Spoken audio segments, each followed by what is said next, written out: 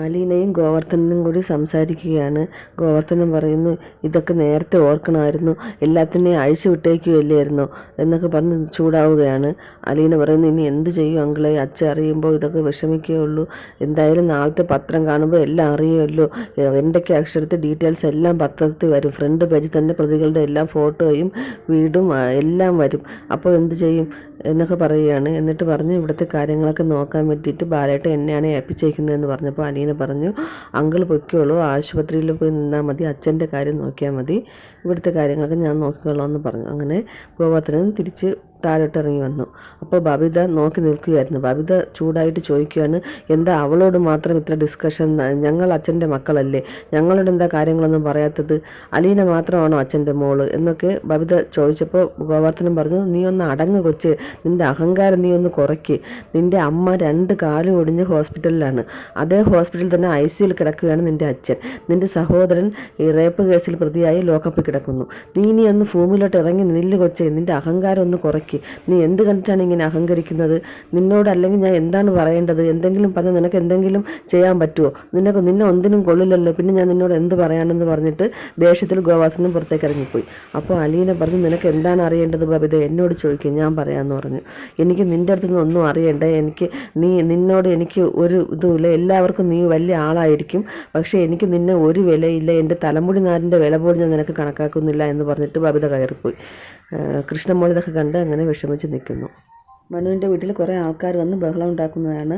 അവർ കുറേ വടികളും കൊണ്ടുവന്നിട്ട് അവനെ ഇറക്കി വിടടാ എന്നൊക്കെ പറഞ്ഞിട്ട് വളരെ ബഹളം വയ്ക്കുന്നു. ഗേറ്റിൻ്റെ മണ്ടയിൽ കയറുന്നു, ഗേറ്റ് പൊളിക്കാൻ നോക്കുന്നു, മതിലിൻ്റെ മണ്ടയിൽ കയറുന്നു, ഭയങ്കര ബഹളമാണ്. ഇതെല്ലാം കേട്ടിട്ട് കമല ഓടി വന്ന് മനുവിനെ വിളിക്കുന്നു, മനു മോനെ ഇറങ്ങി വാടാ, കുറേ ആൾക്കാർ വന്ന് ബഹളം ഉണ്ടാക്കുന്നു എന്ന് പറഞ്ഞപ്പോൾ മനു പറഞ്ഞു, ഞാൻ അങ്ങോട്ട് ചെന്നിട്ട് എന്തിനാണ്, അവരെന്നെ ഉപദ്രവിക്കാനാണോ എന്നൊക്കെ ചോദിച്ചിട്ട് മനു ബാൽക്കണിയിൽ വന്ന് നിന്ന് നോക്കുകയാണ്. ആൾക്കാർ ഭയങ്കര ബഹളമാണ്. കമലയെ കണ്ടിട്ട് ഇങ്ങനെയാണോ മോനെ വളർത്തി വെച്ചേക്കുന്നത് എന്നൊക്കെ ചോദിക്കുന്നുണ്ടായിരുന്നു. അപ്പോൾ ഒരു പോലീസ് ജീപ്പ് അങ്ങോട്ട് വന്നു. പോലീസുകാർ വിരട്ടിയപ്പോൾ ഈ ആൾക്കാരെല്ലാം ഓടിപ്പോയി. ഇതെല്ലാം നോക്കിക്കൊണ്ട് മനു മുകളിൽ തന്നെ നിൽക്കുകയായിരുന്നു. ഈ ബഹളം എല്ലാം കേട്ടിട്ട് മുത്തശ്ശി മനുവിനെ വിളിക്കുകയാണ്. അവിടെ ആരുമില്ല, ഇതെന്താണ് ഇവിടെ ഇത്രയും ബഹളം എന്നൊക്കെ ചോദിച്ചിട്ട് മുത്തശ്ശി വിളിച്ചപ്പോൾ മനു അങ്ങോട്ട് ചെന്നു. എന്നിട്ട് മുത്തശ്ശിയോട് കാര്യങ്ങളൊക്കെ പറയുകയാണ്. മുത്തശ്ശി നാളെ ആയാലും കാര്യങ്ങളൊക്കെ അറിയും, അതുകൊണ്ട് ഞാൻ പറയാം. നമ്മുടെ ഹരി ഇങ്ങനെ ഒരു കാര്യം ചെയ്തു. ആ പെൺകുട്ടി ഇപ്പോൾ ഹോസ്പിറ്റലിലാണ്. ഹരിയും അവൻ്റെ 3-4 കൂട്ടുകാരും ഉണ്ടായിരുന്നു എന്നൊക്കെ പറഞ്ഞു. അപ്പോൾ മുത്തശ്ശി പറഞ്ഞു, അയ്യോ ഇതിനി എന്ത് ചെയ്യുമോടാ, ഇങ്ങനെ ഒരു എങ്ങനെ അവന് ചെയ്യാൻ തോന്നി എന്നൊക്കെ ചോദിച്ചിട്ട് പറയുകയാണ്. അവനെ നമുക്ക് രക്ഷിക്കേണ്ടത് എന്നൊക്കെ ചോദിച്ചപ്പോൾ മനു പറയുകയാണ്, ഇനി ഒരാളും കൂടി ഉണ്ട്, രോഹിത്തും കൂടി ഉണ്ട് എന്ന് പറഞ്ഞു. അയ്യോ വൈജ ഇതെങ്ങനെ സഹിക്കും, വൈജ ഇതൊക്കെ അറിഞ്ഞു എന്നൊക്കെ ചോദിച്ചു. അപ്പോൾ മനു പറഞ്ഞു, എന്തായാലും ആൻറ്റി അറിഞ്ഞു കാണില്ല, പത്രത്തിലൊക്കെ ഇനി വാർത്ത വരുമല്ലോ, അപ്പോൾ ആൻറ്റി അറിയും. ഓരോ കാര്യങ്ങൾ ചെയ്തു വയ്ക്കുമ്പോൾ അറിയണം. ഭർത്താവിൻ്റെ മക്കളെയൊക്കെ ഉപേക്ഷിച്ചിട്ട് ഇറങ്ങി ഓടിയതല്ലേ, അപ്പം നമ്മൾ ചെയ്യുന്ന തെറ്റിൻ്റെ ഫലങ്ങൾ നമ്മുടെ മക്കളാണ് അനുഭവിക്കുന്നത് എന്നൊക്കെ ഓർക്കണമായിരുന്നു എന്ന് പറഞ്ഞപ്പോൾ മുത്തശ്ശി പറഞ്ഞു, അതിന് വൈജ എന്ത് വിളിച്ചു, ബാലചന്ദ്രനല്ലേ ഇതെല്ലാം ചെയ്തത്, അവനല്ലേ ഏതോ പെണ്ണിൻ്റെ കൂടെ പോയിട്ട് ഒരു മോളെയും കൊണ്ടൊക്കെ വന്നതെന്ന് പറഞ്ഞു. അപ്പോൾ മനുവിന് ദേഷ്യം വന്നു. മനു ചോദിച്ചു, അപ്പോൾ മുത്തശ്ശിയുടെ മോളൊന്നും ചെയ്തിട്ടില്ലേ? വൈജയന്തി ആഗ്രയിൽ വെച്ചിട്ട് ഒരാളിനെ സ്നേഹിച്ച് ഒരു കുഞ്ഞിനെ പ്രസവിച്ചില്ലേ?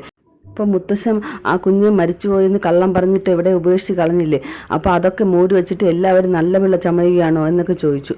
അപ്പോൾ മുത്തശ്ശി ഒന്നും മിണ്ടാതിരുന്ന് കരയുകയാണ്.